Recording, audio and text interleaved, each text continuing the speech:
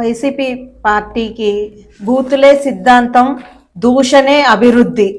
ఆ పందాలో గత 5 ఏళ్లలో వాళ్ళు చేసిన పరిపాలన ప్రజలకి అర్థమయ్యి వాళ్ళని ఉప్పు పాత్రేసి 151 సీట్ల నుంచి 11 సీట్లకు పడేసినా గానీ ఇంకా బుద్ధి లేకుండా గత ప్రభుత్వంలో ఎన్నో హవాలాలు, ఎన్నో దొంగ దొంగ నాటకాలు అన్ని ఆడి ఎంతో పవిత్రంగా హిందువులు కొలిచే తిరుపతి లడ్డు విషయంలో కల్తీ చేసి పవన్ కళ్యాణ్ గారు ఆ విషయాన్ని బయటకు తీసుకొచ్చారు.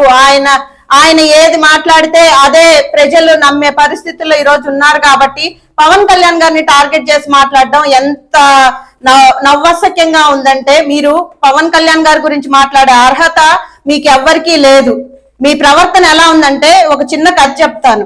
ఒక ఇంట్లో ఒక దొంగ పడి ఇలా దొంగతనం జరిగిందని ఆ ఇంట్లో వాళ్ళు కంప్లైంట్ చేస్తే పోలీసులు తీసుకెళ్లి వాళ్ళని అరెస్ట్ చేసి జడ్జి ముందు నిలబెడితే అక్కడ జడ్జి గారు కాదు ఇంకొంచెం మనం విచారణ జరిపిద్దామని విచారణ చేస్తే ఆ ఇంట్లో కోళ్లు దూడలు పోయినాయి అని కంప్లైంట్ చేశారు. కానీ అక్కడ జరిగింది బంగారం, డబ్బు ఇలాంటివి దొంగతనం జరిగినాయి అని తర్వాత రిపోర్ట్ లో తెలిస్తే ఆ దొంగ అన్నాడంట, కాదు నేను అయి కాదు కదా ఇది దొంగతనం చేసింది, కాబట్టి నేను దొంగను కాదు నిర్దోషిని అన్నట్టు ఈ రోజు వైసీపీ నాయకులు ప్రవర్తిస్తున్నారు.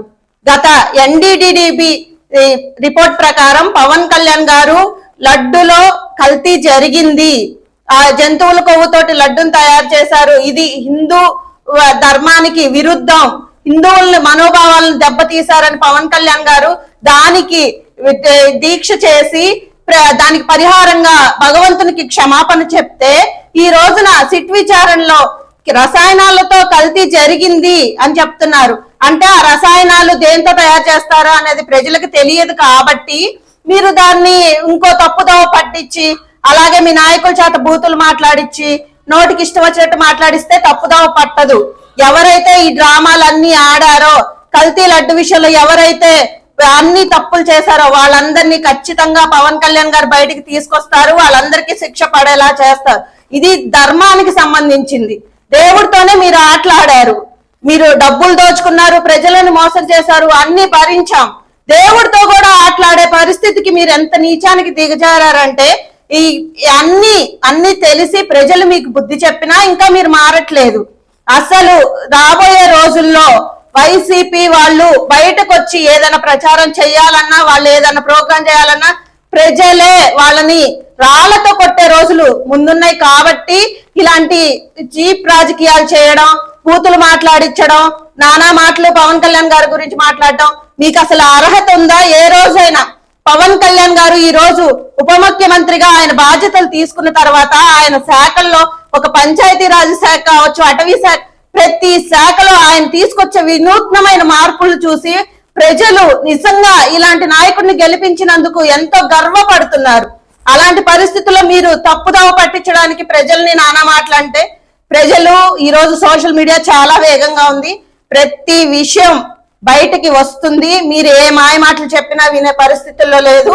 దయచేసి మీకు ఇంకా రాబోయే రోజుల్లో 11 సీట్లు కూడా రావు కాబట్టి గమ్ముగా కూర్చొని మీ జగన్మోహన్ రెడ్డిని బెంగళూరులో వ్యాపారం చేసుకోమనండి. ఉన్న 11 మంది ఎమ్మెల్యేలు రాజీనామాలు చేసి ఇంట్లో కూర్చోండి. మీరు అసెంబ్లీలకి రారు, ప్రజల పక్షాన మీరు ఒక్క మాట కూడా మాట్లాడలేరు.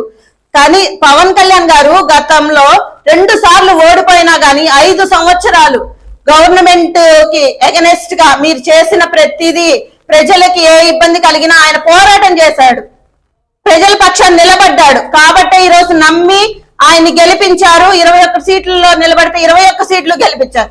మిమ్మల్ని 151 నుంచి 11కు పడేసినా గానీ ఇంకా సిగ్గు లేకుండా మీరు బయటకు వచ్చి మాట్లాడుతున్నారంటే మీరు ఇంకనైనా బుద్ధి తెచ్చుకోండి.